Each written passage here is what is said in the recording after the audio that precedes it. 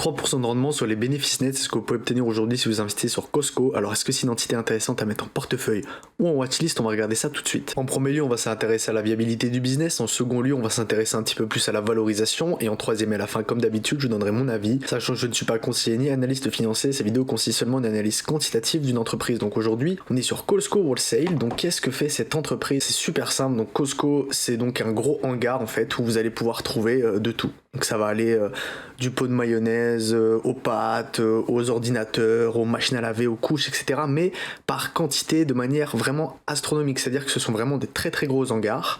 Voilà, donc là vous regardez, voilà l'arrivée ici de Costco en France, et là vous voyez donc les hangars comment c'est rempli, donc vous avez des produits qui sont entassés comme ça, et donc voilà c'est vraiment en gros, hein, là vous voyez le nombre de cookies, l'eau de 24, etc. Vous avez vraiment voilà des melons, des fruits, des légumes, etc. Vous le voyez vraiment, c'est de manière industrielle, disons-le. Donc ce genre de business là peut être quand même assez intéressant, on en a quand même pas mal, hein. Je pense que c'est quand même un type de business où on va dire Costco il sera un petit peu le seul dans ce genre de business là, donc c'est donc une action grosse comme on pourrait dire, donc on va aller regarder tout de suite son graphique. On est sur une entreprise qui délivre de la croissance depuis quand même vraiment un très très très long moment, donc là vous le voyez tout la pente avec M-temps, bon là c'est ça MM50, mais vous voyez quand même cette action elle monte et aujourd'hui elle touche le ciel, elle est donc à son all time high à plus de 689 dollars, donc on a un revenu qui augmente en moyenne de environ 10% par an en termes de revenu total, donc là vous le voyez ici, donc c'est quand même assez joli à voir. Bon, on a des coûts des marchandises qui sont quand même assez importants, ça on va pas se le mentir. Bon après là on est seulement en quarterly, on va le mettre en annuel, là vous voyez effectivement on est sur même un petit peu plus de 10% je pense en moyenne de revenu total, donc on a des marges qui sont quand même assez faibles hein, sur ce genre de business, c'est normal, on est quand même dans la grande distribution, même si vous verrez qu'on a des marges quand même bien supérieures aux distributeurs habituels.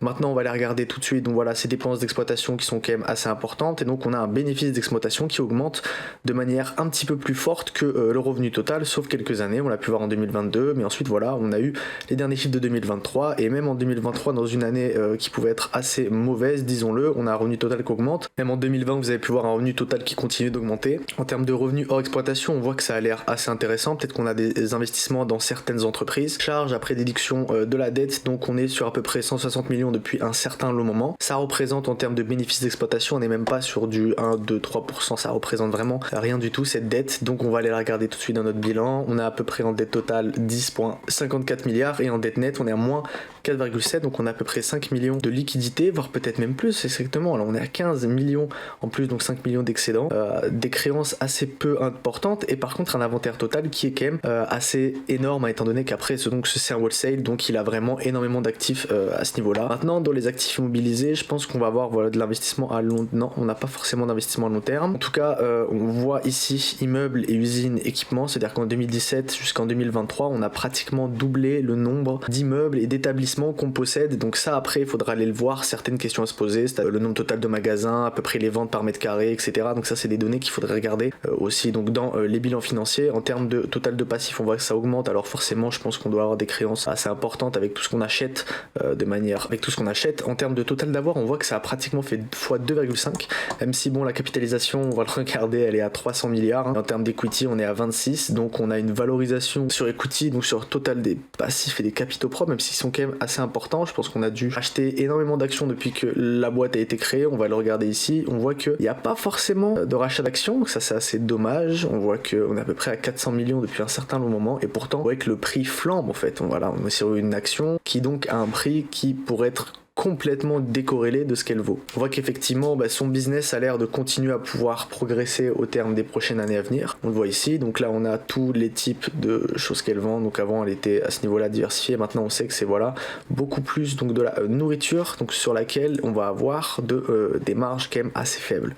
Maintenant on va aller le regarder ici en termes de marge brute, on a quand même réussi à augmenter nos marges, c'est-à-dire que on est allé faire autre chose que la nourriture. On va regarder quand même si nos marges brutes de base étaient à 13,29 et on est à 12,26 en termes annuels, donc ça c'était peut-être en trimestriel, mais en termes annuels on voit que l'impact de la food, donc l'impact de la nourriture, est très important sur la marge brute. Ensuite en termes de marge opérationnelle on voit qu'on stagne à peu près, c'est-à-dire que même avec une inflation et des prix qui continuent à baisser, on arrive à peu près à équilibrer nos marges et faire en sorte que même avec des marges brutes qui baissent, on arrive à avoir des marges opérationnelles toujours au même niveau. Donc les marges nettes elles augmentent un tout petit peu, j'imagine qu'on ne doit pas faire énormément d'augmentation de salaire, après il faut aller voir, faut les questionner. Est-ce que les employés là-bas sont bien traités? Qu'est-ce qu'ils pensent de travailler chez Costco? Parce qu'on est quand même sur 316 000 employés, c'est quand même pas mal. On sait que là, récemment, ils en ont ouvert un ou deux Costco en France. Donc là, vous voyez, on est sur le site français. Donc vous voyez qu'il y a des deals, il y a des soldes d'hiver, etc. Des certaines semaines. Un club entrepôt uniquement accessible aux membres, ouvert aux particuliers et aux professionnels. Donc ça, c'est quand même assez intéressant, ça veut dire que voilà, on va pouvoir aller vendre des pneus en gros, il y a une station-service, un centre auditif, un centre optique, etc. Maintenant, il faudra aller voir parmi les personnes qui ont travaillé chez Costco, est-ce qu'ils ont un retour d'expérience, est-ce que c'était bien, etc. Est-ce qu'ils sont bien traités, bien payés, est-ce que les prix sont vraiment pas chers? Voilà, c'est toutes ces informations-là que vous devez aller chercher. Maintenant, dans le first quarter, on trouve quand même pas mal d'informations. Donc là, on a Saint-John, les nouveaux magasins, donc ils ont été ouverts, Clermont-Ferrand, après tout ça, voilà. Je pense pas que c'était Clermont-Ferrand d'ailleurs, hein, c'était sûrement Clermont aux États-Unis.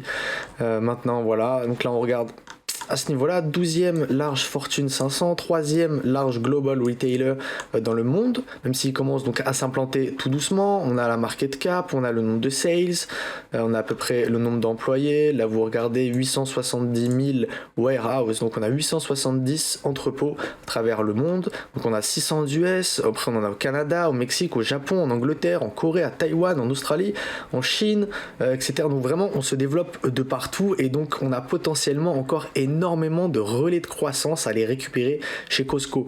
C'est-à-dire, on va peut-être pouvoir aller chercher du 5, du 10, même peut-être du 15% de revenus, étant donné qu'à tous ces endroits-là, on n'a pas encore de Costco. Là, on a les membres, on a le nombre total de personnes qui possèdent des cartes Costco, à peu près le nombre de renewal rate, ça veut dire que le nombre de personnes qui renouvellent cette carte, 92,8%, c'est quand même énorme.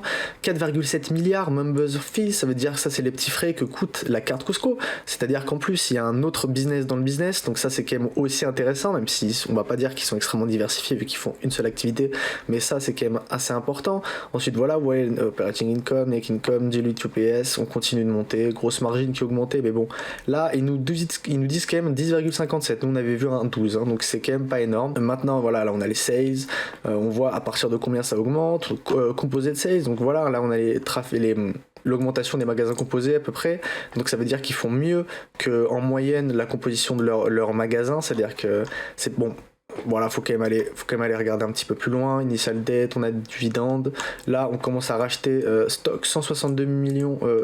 Après, évidemment, je pense qu'ils veulent pas forcément racheter et utiliser beaucoup d'argent, surtout dans ce genre de business-là, utiliser énormément d'argent pour aller racheter des actions alors qu'on est extrêmement surévalué. C'est vrai que c'est pas forcément la meilleure solution. 288 000 shares repurchased, sachant qu'on en a 420 millions, donc ça fait vraiment rien du tout. New brand, donc ça c'est ce qu'on va pouvoir peut-être créer. Est-ce qu'ils ont ce sont peut-être des nouvelles choses qu'ils vont pouvoir intégrer dans leur magasin, Calvin Klein Home, etc., la ligue de baseball. Donc on est vraiment sur une entreprise, un business model qui est quand même assez bon. Maintenant, on va aller regarder ces statistiques-là et donc aller voir un petit peu le ratio court-bénéfice et on voit qu'en moyenne, elle a toujours été valorisée extrêmement cher. On voit qu'elle est d'ailleurs de plus en plus valorisée. En 2017, elle était valorisée à 10 fois. Alors après, évidemment, entre-temps, on a peut-être fait 2,5 fois en prix flux de trésorerie. On a peut-être une croissance plus bonne que les dernières années. Peut-être qu'on s'attend à une meilleure croissance encore.